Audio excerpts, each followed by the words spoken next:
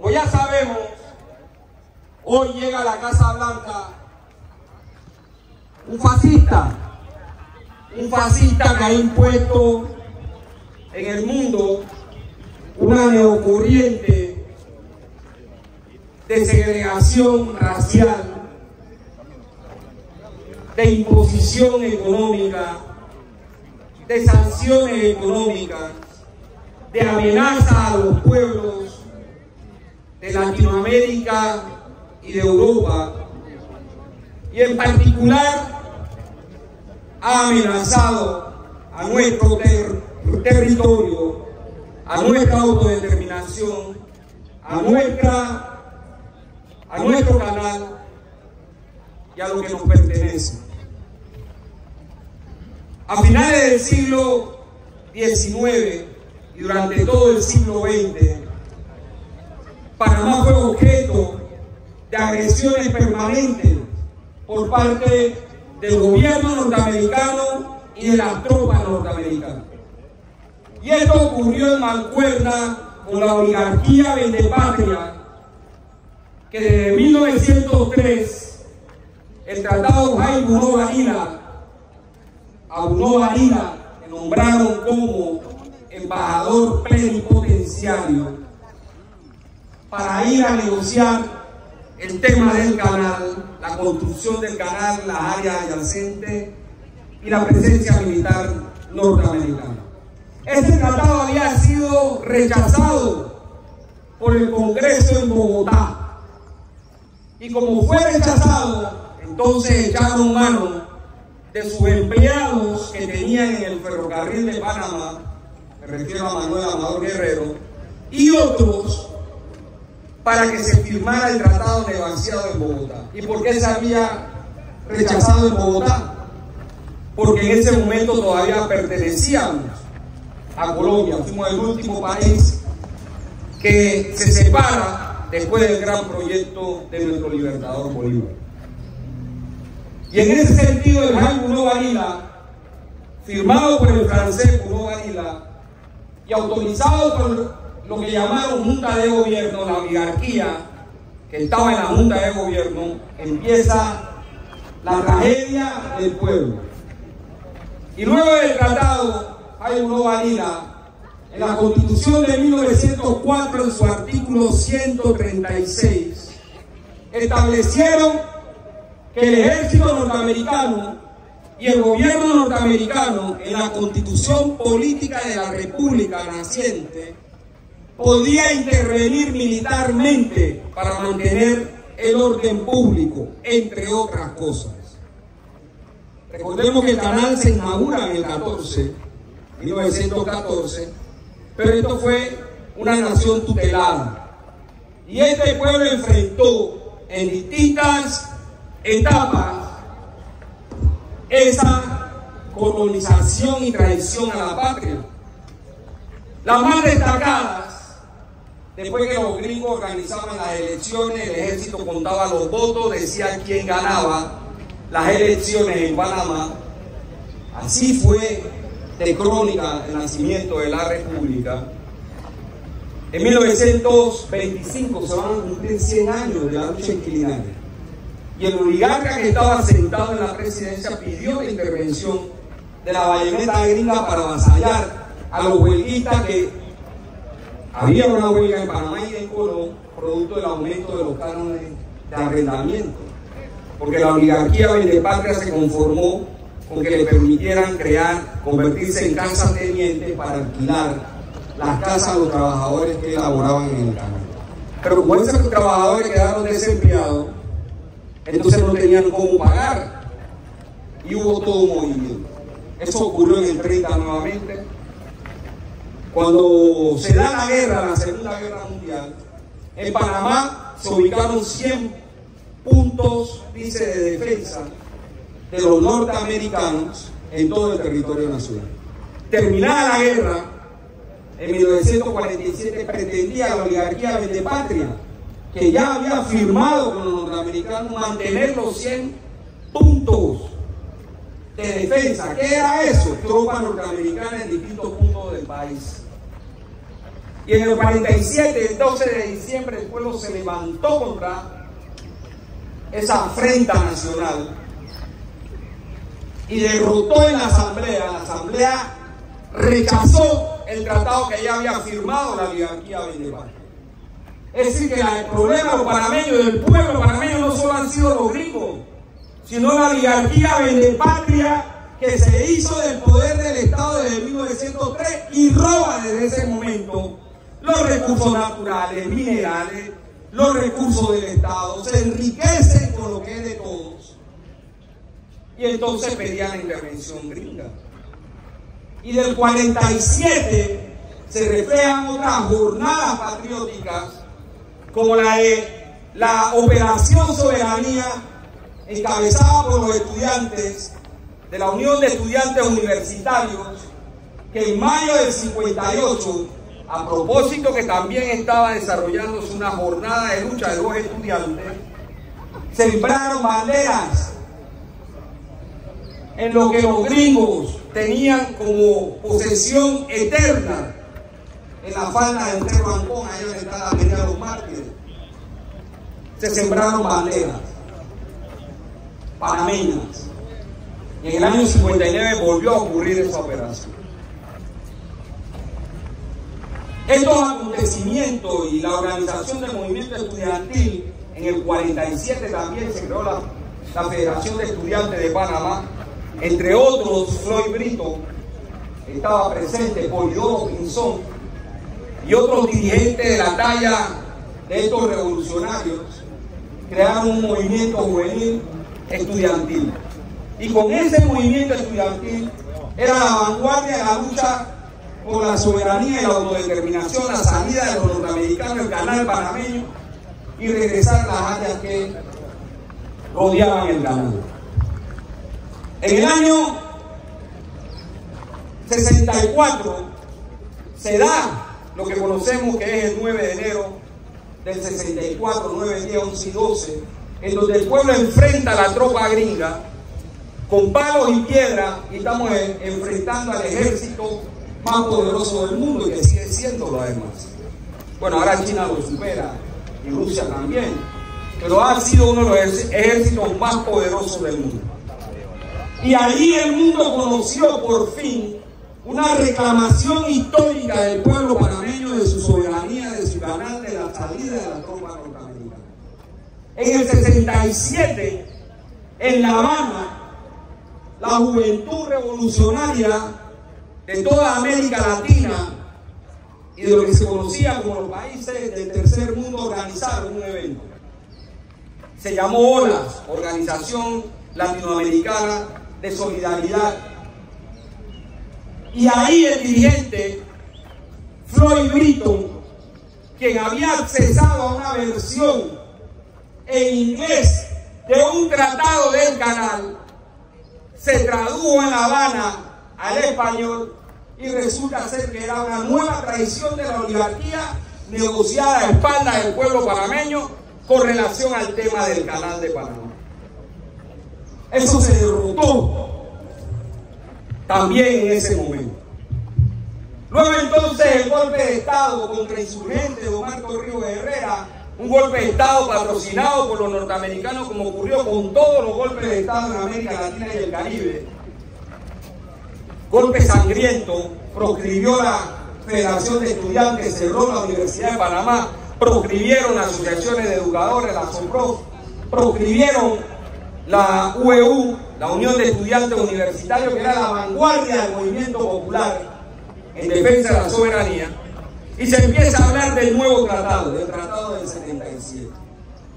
Pero desde 1903, 1904 y cada intento de tratado, la oligarquía siempre su posición era mantener la presencia militar norteamericana en Panamá, a espalda del pueblo, y el pueblo derrotó cada vez que se intentó esa situación. Y los tratados del 77 fueron polémicos, porque se organizó un referéndum que para muchos se perdió, precisamente por el llamado Pacto de Neutralidad, que después contenía una enmienda que se conoce como la de Concini, y es que preserva lo mismo del Jaibuno Varila, del artículo 135 de la Constitución de 1904, y es la intervención norteamericana en el territorio nacional. Eso lo invocaron el 20 de diciembre de 1989, cuando invadieron a Panamá por última vez, en el caso de los militares. Y esos corruptos militares que hicieron gobierno con parte de esa oligarquía corrupta y la otra parte que la habían desplazado en el 68 del poder formal, produjeron la invasión. Y con la invasión llegó a acelerar la política económica neoliberal que imponía el consenso de Washington, los norteamericanos, con la privatización de las empresas estatales, los puertos, el IRRE, el INTEL, el ferrocarril, etcétera, en Panamá, reformas del Código de Trabajo para flexibilizar el despido, para bajar las prestaciones de los trabajadores, para dárselas a los ricos, reforma de la tributación, que la población pague más impuestos que los ricos. Se empezaron a privatizar islas, playas, costas, etcétera. El tema minero, entre otras leyes neoliberales impuestas por los norteamericanos. Y los traidores oligarcas no se quedaron de brazos cruzados. Ernesto Pérez Valladares, por ejemplo, quería el CMA, Centro Multilateral Antidroga, para dejar las bases gringas en Panamá. ¿Cómo nos dimos cuenta? Porque empezaron a decir a los países latinoamericanos, trajeron una delegación de México, y los mexicanos escucharon lo que estaban diciendo y se fueron a su país y allá hicieron público el problema. En ese momento el internet no era veloz como es hoy. No muchos tenían acceso a internet, pero cuando sale la noticia la logramos tener. Y se organizó por parte del Movimiento Popular Panameño, entre lo que estaba Asuntra, el Movimiento Nacional de Defensa de la Soberanía Nacional, junto a SOPROF y otras organizaciones del Movimiento Popular. Mireya Moscoso firmó los Salas-Baker, que son acuerdos que violan la soberanía. Salas era el ministro de gobierno y Baker era un encargado norteamericano. Y se han venido firmando una serie de protocolos y acuerdos que traicionan la soberanía nacional. Mulino solo hicieron ponerle la banda presidencial cuando su primer acto de gobierno era firmar con los norteamericanos un convenio migratorio. Es decir, los vendepatrias han estado a lo largo de nuestra historia.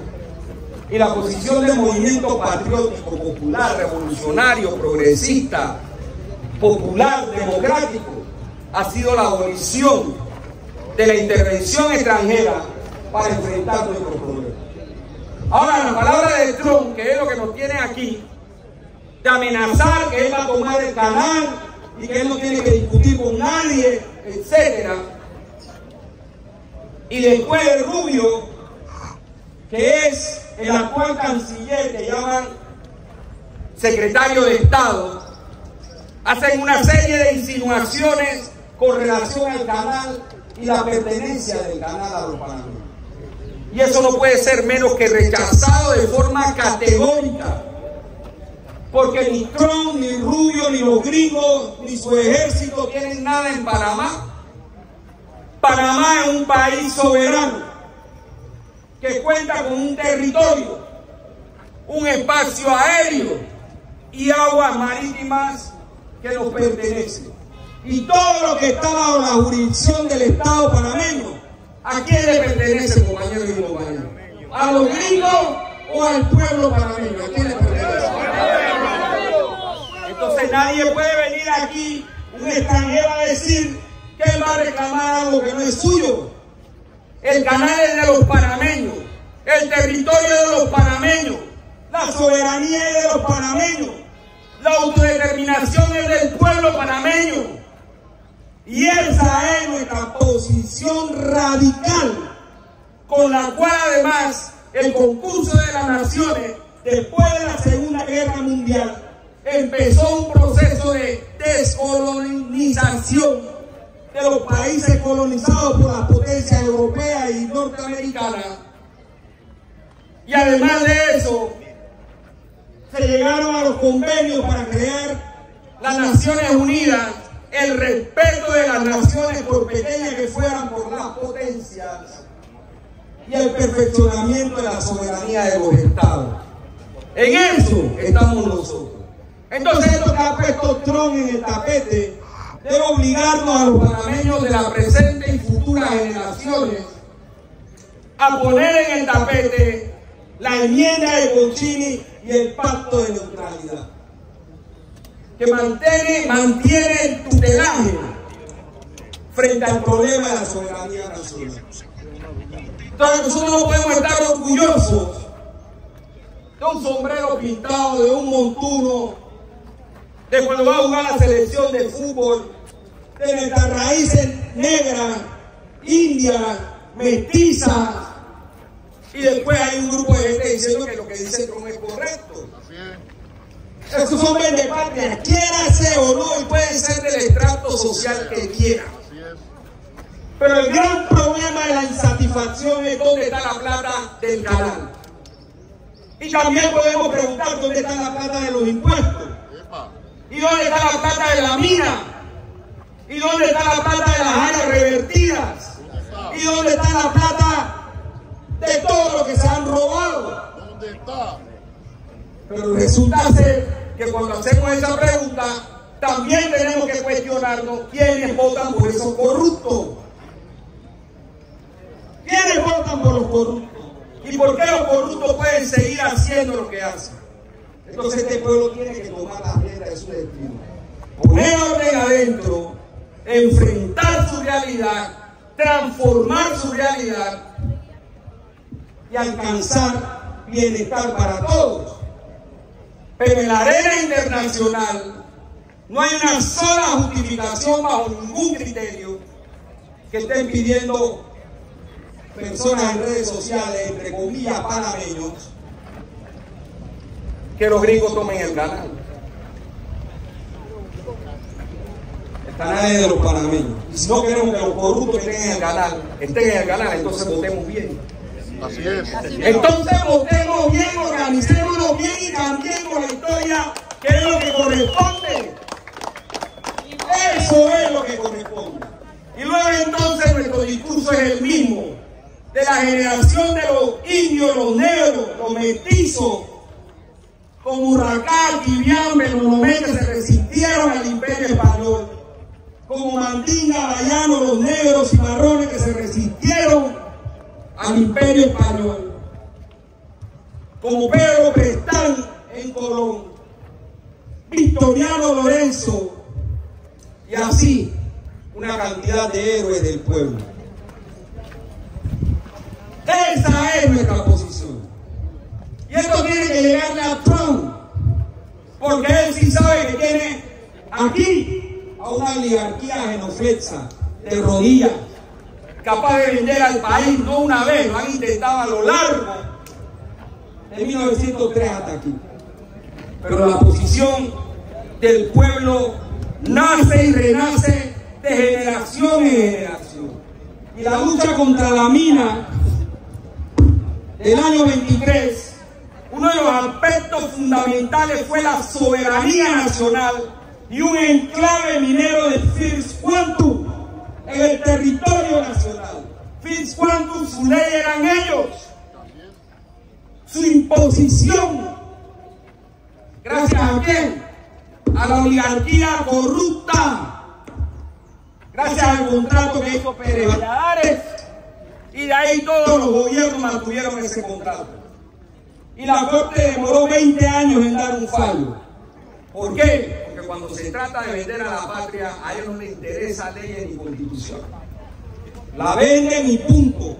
Y hasta que el pueblo no pone orden, ese contrato nuevo tuviera regente. Por eso es que el pueblo renace una y otra vez en las generaciones de generaciones, con posiciones firmes frente a este problema. Quiero terminar con el tema del seguro. La reforma neoliberal de privatización del seguro son parte del consenso de Washington. ¿Qué es el consenso de Washington? el triunfo de los norteamericanos en la Guerra Fría. Se desintegra la Unión Soviética y se avanza con el modelo económico neoliberal a través de imponer privatizaciones a las cosas que son del pueblo.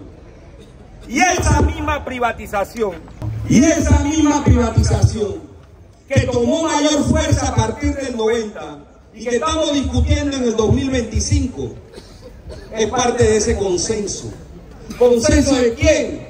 De los oligarcas latinoamericanos junto con la Escuela de Chicago de Economía, los Chicago Boys, como se les conoce, para imponer este modelo. Entonces nosotros no podemos ver la vida aislada, no es que ahora nos quieren quitar el seguro, no. Eso lo planearon allá. Milton Friedman es uno de los ideólogos del neoliberalismo. Y por eso la privatización de los sistemas de seguro llegaron a 31 países del planeta Tierra. Pero de esos 31 ya hay 20 que regresaron de nuevo al sistema solidario. Aquí, la oligarquía miserable quiere la plata de nosotros, como dijo Mulino, para salvar el sistema financiero. ¿Y qué es el sistema financiero para nosotros? Los bancos. Nosotros con nuestra cuota tenemos que salvar a los bancos. ¿Ustedes creen que eso es así? Que con nuestra plata que pagamos el seguro tenemos que salvar a un banco. No. Salvar la aseguradora de fondos de pensiones, administradora de fondos de pensiones. Eso es lo que se está discutiendo en la Asamblea. Y al igual que el Ejecutivo, la Asamblea abre un proceso, dicen, escucha nuevamente, que además dijeron que iban a presentar un estudio de todo lo que se había dicho para tomar decisiones, y resulta ser que desde el lunes de hace 8 días atrás cambió la rueda cuando Vamos y el PRD presentaron una propuesta consensual. Y a partir de ahí empezaron a hablar de consenso. ¿De quiénes? De ellos mismos, de lo mismo de siempre. Entonces, uno va allá, presenta propuestas, uno va allá, presenta estudios, corridas, uno va allá y ahora presenta la misma propuesta traducida en artículos de ley, y los tipos dicen que ellos no vieron eso, que el consenso es entre ellos. Entonces obviamente ya sabemos lo que viene, y ya sabemos lo que viene producto de esa conducta entreguista.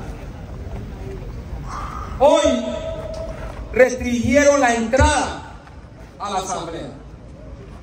El debate y la discusión se estaba haciendo en algo que llama Auditorio Titi Alvarado.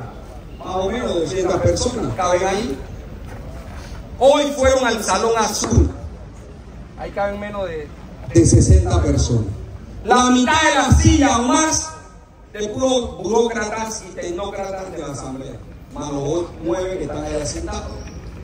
Entonces le dijeron a la organización que nada puede entrar uno por organización. Entonces, bueno, nosotros preparamos el segundo bloque de artículos que se va a presentar ahora. Allá quedó Andrade con la tarea de presentar. Allá quedó Andrade con la propuesta. Yo vengo allá, pues tenemos que recoger una firma. Yo quedé encargado en la comisión de estructural, etcétera. Bueno, yo llevé los documentos y se los dejé a Andrade para que se presente, porque yo venía para acá. Porque esto que estamos haciendo acá está lleno de un simbolismo. Y yo voy a terminar lo que digo parafraseando a José Martí. José Martí dice que en muchas ocasiones pocos cargan la dignidad de muchos. Y esos pocos que cargamos la dignidad de muchos aquí, ahora, a nombre del pueblo panameño, veremos nuestra retribución en que esos muchos alcancen su dignidad cuando estén en las calles los torrentes de millones de panameños defendiendo su soberanía, defendiendo su autodeterminación, defendiendo su canal, defendiendo lo que es nuestro. Pero también lo vamos a ver, y estoy seguro que los vamos a ver enfrentando el problema del seguro en las calles. Si en la asamblea no sirve que tú vayas y hables, presentes estudios, presentes propuestas, se la presenten artículos, entonces tenemos que conquistar en la calle un espacio donde podamos hacer valer nuestras propuestas. ¿Sí? Porque esto no se trata de que nosotros somos los bobos útiles. Tú vienes aquí, todo el mundo ve que tú vienes, tú presentas propuestas, así es la democracia, tú dices lo que quieras, así. Tú dices lo que quieras, pero nosotros hacemos lo que nos da la gana. Los diputados. Entonces eso es inaceptable. Si estamos discutiendo con seriedad, ellos tienen una propuesta perfecta, esta es la nuestra, vamos a ponernos de acuerdo. Eso es llegar a un consenso. Pero que no nos vengan a decir que ellos 9 llegaron a un consenso y ya ese es el consenso de Panamá. Ese es el consenso de ellos 9. Porque ese no es el consenso de Suntra, de Azoprof, de AMIA, de CINTE, en fin, de la convergencia de CGTP, de CONUCI, del FER, etc. Ese no es el consenso de ellos. Así que, por lo visto, nos tocará una vez más tener que enfrentar esta situación y buscar los espacios. ¿Qué ha ocurrido en el pasado? Bueno, en el 2005 Martín Torrijos hizo la ley de la muerte. Cuando la huelga se desarrolló en todo el país, la suspendieron. Después se fueron con el pacto de Gamboa, porque ellos calculan hacerlo en diciembre cuando la gente está pensando en pago, en no sé qué, en fiesta. Pero trataron de hacerlo en noviembre y diciembre de este año y no pudieron. ¿Y ustedes saben por qué no pudieron? ¿Por qué no pudieron aprobar la ley en noviembre y diciembre? Porque se estaba pendiente. Porque además ellos saben que este país ha aprendido varias veces, seguidas. Y ellos le tienen miedo a eso. Yo no estoy seguro, y estoy seguro que va a volver a ocurrir si ellos imponen esa ley, como la están discutiendo. Así que la toma de posesión de Donald Trump, emperador decadente de un imperio decadente, que es lo que es el imperio norteamericano, el mensaje es claro. En Panamá solo hay un solo territorio, una sola bandera. Un solo territorio, una sola bandera. ¡Viva el pueblo panameño! ¡Viva! ¡Viva la soberanía del pueblo panameño! ¡Viva! ¡Viva la autodeterminación del pueblo panameño! ¡Viva! Sin lucha, no hay victoria. ¡Viva la patria! ¡Viva! Y esta lucha